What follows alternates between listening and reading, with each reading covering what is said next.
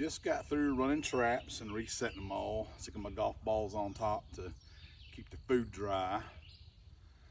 Got a lot of rain coming in. Thought I'd do a little roundabout in between rainstorms and check on fruit trees and everything else, but I wanted to talk about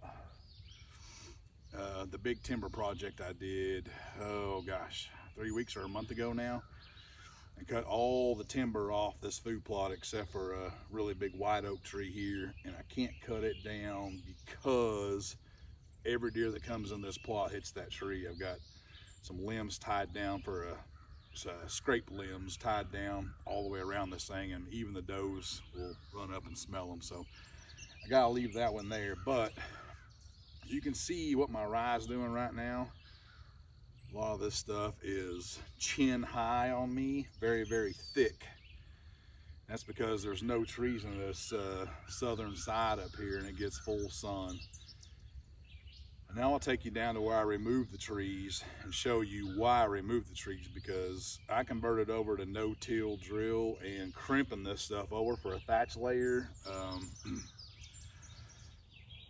2 years ago now. So this is crucial to me to have this height, and I wasn't getting it because of the shade and some browse pressure too. But this stuff has really come on. We've had some really good temperatures, some really good rain. So I want to show you the difference in between trees and no trees and why I took 12 trees off this food plot. Let's go down to the northern end and I'll show you what I'm talking about. All right, and here's the difference. I'm standing where a big pine tree was. There's a hickory there, another pine over there, and 2 oak trees back there that I took out, plus many more on this side over here. But you can see this stuff is ankle high.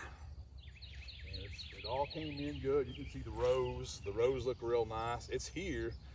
It just got shaded out so much that it stunted it. So I'm really excited about next season without any of this shade competition. And we had a big drought last year, and the drip line of these trees was probably 25 foot around, and it killed all the rye in the area because it was trying to get any type of water it could just to keep the tree alive. So if you're planting a food plot, I like the look of having trees on this thing. I've got some fruit trees on it, but